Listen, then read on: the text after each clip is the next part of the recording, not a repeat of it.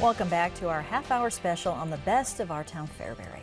Fairbury has a variety of places for its citizens to get out and enjoy the great outdoors. One example, bird watching, is one of the main attractions at Crystal Springs Park, a popular stopping point for many varieties of migrating birds. Our Lance Schwartz has that story. Crystal Springs is kind of almost like a hidden jewel in the Fairbury community. Colin Belzer is the Fairbury City Administrator. It's a naturally flowing spring that provides most of the city's water source. Inside this 73-acre park are 2 spring-fed lakes and 1 man-made pond, and I'm told the fishing here is pretty darn good. The state stocks it with fish, so you can get a lot of avid fishermen down here. Whoa! It's very busy and popular on weekends. You know, the campsites have water and electric hookups, so modern, convenience for campers these days. We get a lot of people that come here from all over to camp here. Colin says that every year they try to do some sort of improvement project that enhances the park in some way. This is a fishing dock that was installed a couple years ago. It's handicap accessible, and it was built by a local industry in town, PVI, that does a lot of aluminum manufacturing, so they're a great corporate sponsor, and it's a nice feature that can be used by all different types of citizens to enjoy the outdoors and fish. We've done kind of a little waterfall project. There's something every winter we try to do to make it better. The city administrator says that our town Fairbury is home to more than 200 acres of parkland that's divided up between 3 city parks. And for Fairbury's population, it's the need is not more parks, but we continue to try and improve the ones we have because there's just an abundance of parklands, which is very unusual for a town our size, and it's a great amenity and feature of Fairbury. Colin says the legend of Crystal Springs dates back to the early days of our town Fairbury. My understanding is back in the 20s, 30s is when the water started coming to the city from this location. And it was always a park since back then, and the original pool was on this site. People supposedly ice skated on the ponds. It was the place to be. And it appears to me that it still is. Colin says a variety of fish can be caught at Crystal Lake, from largemouth bass to catfish and bluegill and trout. Now from fish to farm. This past spring marked the kickoff of the first ever farm to school program in Fairbury. That's right. 3 different farmers got things rolling by donating 3 head of cattle and 2 hogs. The school administration was thrilled to be able to serve Fairbury-raised beef and pork to their students at the end of the spring semester. Superintendent Stephen Grizzle says that all 900 students in the school system were served 7 meals from the 3 cows, and all the kids were served 2 meals from the hogs. It's just one of those opportunities where we want to, again, highlight the local producers, be able to give them some props on what they do, and also be able to serve our kids high quality food. That's what we want to do.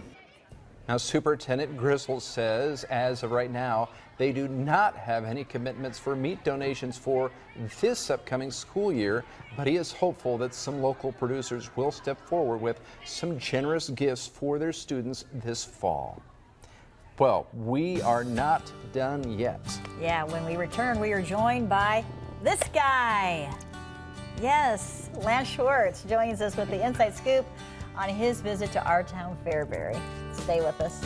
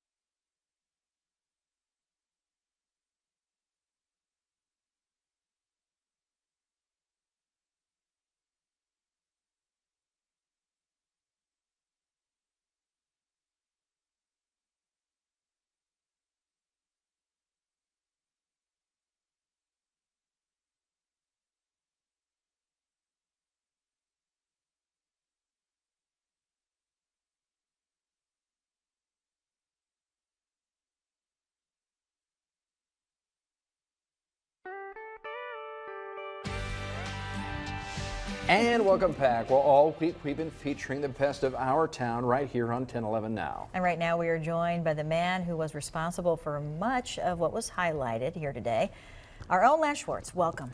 Good to see you. Good to see you. It is very good to be here. Thank you, friends. I love sharing these stories, and when I think about our town Fairbury, two words really stick out. It's about the volunteerism and it's about generosity.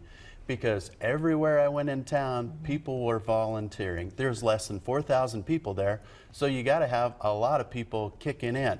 And I got to tell you that they are generous as well. It seemed like everywhere I was going, lots of people were donating to this and that, and it's a lot of people coming together. And Camp Jefferson is a very good place to see that. You'll see, as you saw in the story, that brand new pool was about a $400,000 investment by one particular donor. And so when you get people like that giving, and then they have another amazing dining hall there that's air conditioned and fabulous, and that came through donors and everything, and just such a wonderful feel on that Camp Jefferson grounds. It seemed like generations and almost 100 years worth of people have loved that thing. And let's move on to the Rock Creek Station. I couldn't get enough of that. With each passing year, I get more and more into my history. And I always heard these stories about these ruts from the wagons on the Oregon Trail. I'm like, how does that happen? Like 2 inches wide. I didn't understand it. 200 years old. But now I get it. As you can see right there are those swales in there. And there are many, many wagons rolling through there as a bottleneck, so you can see why they left those lasting ruts a couple hundred centuries later. And if you ever get the chance, please go down there and see the Rock Creek Station for yourself, because it just brings back the Oregon Trail times. It's the pioneers. That's what Nebraska is all about. And it was just a blast to be down there. Really a great place to visit, as is all of Fairbury. It really is. Yep. I would say get on down to our town Fairbury. You will not be disappointed. Thank you, Lance, for all of that. Well, that'll do it for us tonight. Thanks for watching. Have a great evening.